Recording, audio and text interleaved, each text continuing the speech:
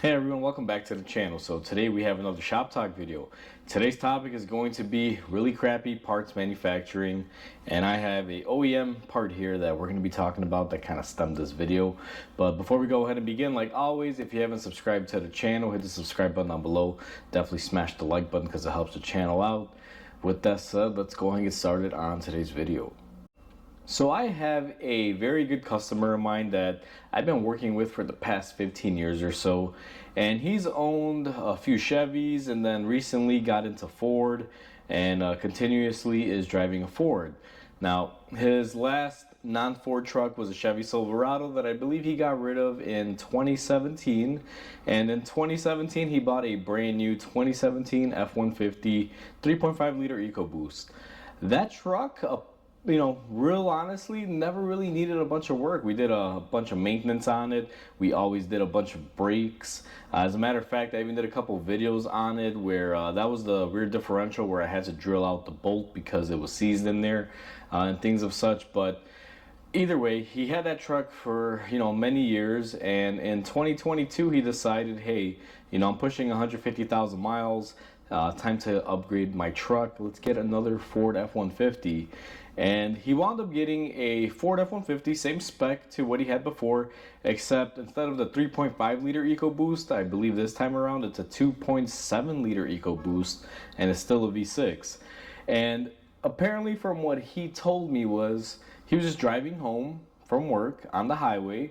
Everything was normal, nice quiet cruising, and then all of a sudden he had a large crazy sound coming out of his car, and it sounded like the muffler just fell off the truck. And he calls me and he says, hey, I got this really loud noise, I can't figure out what's going on, sounds like my muffler. And I was like, well, just go ahead, bring it in if you can, or get it towed, and whatever you feel is safer. And shortly after, maybe about an hour after, it rolls into my shop. I literally heard this thing a block down the street. I mean, I was here working on another vehicle, and I'm like, man, somebody needs a muffler. I kind of hear it in the distance, and sure enough, it pulls into my shop. It's my customer. And he pulled it in, went ahead and shut it off, and I could kind of hear it was in the driver's side area. I'm thinking, oh, okay, never really seen it on the EcoBoost, but I'm like, maybe they just snapped the manifold bolts on the exhaust manifold, and we have a bolt or two missing, or maybe all of them. Also, possibly, maybe the catalytic converter got chopped up or stolen, but since this happened while driving, I don't think that was the case, and that was kind of like the last thing on my mind. But I thought something was up with the manifold. So we open up the engine bay, and I'm looking at the manifold, it's all there. And what I noticed is going to be this pipe. Now this pipe looks like it's all together, but in theory it's not. This is actually broken, and I kind of jammed these together here, but this is kind of how it worked out. Now when the truck came in, this is the EGR pipe. It goes to the cooler, and then this piece down here is normally attached to the manifold where the gas is captured from. So basically, exhaust gases coming through here, they go up to the EGR cooler, from the cooler to the valve via another pipe, and so on. So this pipe basically failed at the connector, which is going to be this portion right here to give everyone a visual. This side goes on the manifold itself. And then this is that end, and this is this end. Now one thing you guys are gonna notice, there's no welds here. If you really pay attention to it, doesn't seem like there's welds. Now when I initially got it, I really couldn't tell that it was this because it had popped off and it was kind of still there, but there was about a 2-inch gap, and that's where the exhaust gas was leaking from, and that's why this vehicle was making a bunch of loud noise. So now that we got the initial story out of the way, hopefully that didn't drag on too long, but this is a factory original pipe on a 2022 F-150. This truck has maybe 40 or 50,000 miles on it, and this failure happened. And I've never seen this before. Now, I do work on quite a few Fords, and the newer stuff takes a couple years to get into my shop. Typically, in 2025, which is currently the year we're in right now, I'll probably get 21s and 22s rolling in here that are out of warranty for repairs and things like that. But, this thing is, just a hair out of warranty just because of years, I believe it is, but it's fairly low miles, and it couldn't even make it that far. Now this pipe is insulated, has this little insulation coat that's kind of tearing apart, but the thing that pisses me off about this is that I call the dealer, because obviously this is a dealer part. I tell them what's going on, give them the VIN, tell them what part I need, and they're like, oh yeah, they're very common. We have these on the shelf. And I'm like, what do you mean it's very common? They're like, well, apparently they all do this fairly early. Very common repair. And to me, it's just baffling because if we look at the end, and I don't know whether you guys are going to be able to see this, the end that isn't, tore up. I mean, I don't know. Maybe that's welded possibly, but I doubt it because, I mean, you don't see any lines in there. I think this is brazed pipe. This is braced together. I think what they do at the factory when they make these is they line it all up in a jig, set it up how it needs to be, and then just basically flow solder onto these and melt them together, kind of how you would copper piping. So to me, it doesn't look like it's welded, as everyone can see. It looks like it's just kind of braced together or soldered together. And on a manifold that reaches several hundred, if not thousands degrees at that point, it gets very hot. Why would you make a part that way? It makes no sense. I would expect this thing to be welded up with a TIG welder or a MIG welder or something, but that's not the case. And the reason why I think this is brazed, because I mean, if you look at both sides now, I put this back together and you can see there's nothing there. It may not even have been brazed together. Maybe this was just, connected together somehow, maybe like a stamp process. It's really hard to say because in here there is material.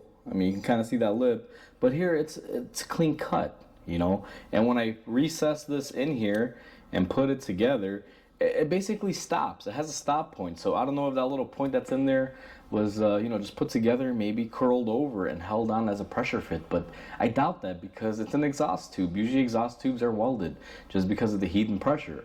But the fact that Ford made this design this way, and this is a Ford OE part. This is not some cheap aftermarket. I mean, the camera can pick that up. It says Ford Moco on there, which is a Ford Motorcraft part. Original part. 50,000 miles on it, whatever the truck has on it, very minimal miles. And they're failing this way. And it's really crappy designs. In essence, this wasn't that bad to replace, but the thing is, should you really be having this issue on a couple-year-old truck with a few thousand miles on it? 50,000 miles is practically a new truck. You shouldn't have these failures. Honestly, modern day vehicles shouldn't have failures up until the hundred thousands of miles, but I mean, realistically, the way they're making these things, I mean, we got transmission failures now, we got engine failures, electronic system failures. I mean, you name it, we have it. It's kind of sad to see that manufacturers don't really think ahead. And the fact that I called a dealer and they say, yeah, we know this is a common problem, we have a few of these on the shelf because we always deal with it, tells me that Ford knows about this but doesn't care. This could be a recall. I mean, I don't know about you guys, but if I'm driving on the highway and everything is quiet and all of a sudden it sounds like my muffler just fell off my truck and it's loud, that can freak you out, maybe cause an accident. Or maybe the fact that this was spewing hot exhaust in an area where, let's say there's wiring and brake lines and things like that, because it's the driver's side. It's pretty close towards a firewall. There's wires there, there's fuse boxes, and there's also brake lines and a steering shaft. Maybe this thing's hot puffing fire, flames coming out of that port. It's hard to say, But yeah, I mean, it's just really shitty engineering.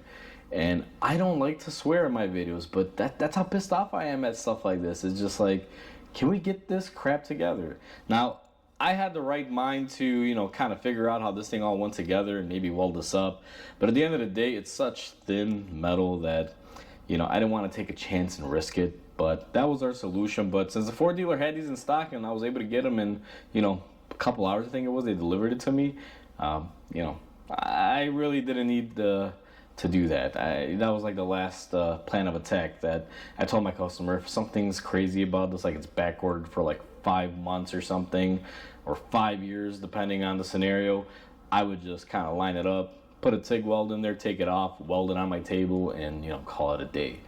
But it's sad to see crappy designs like this, and that's just kind of where I'll leave it at. That will kind of end this video, guys, but the whole topic of this is we're getting crappy parts. engineered crappy from the factory, put on these vehicles, and then customers are dealing with it prematurely. Now, even if this was under warranty or whether it's not under warranty, it's a failure that shouldn't happen.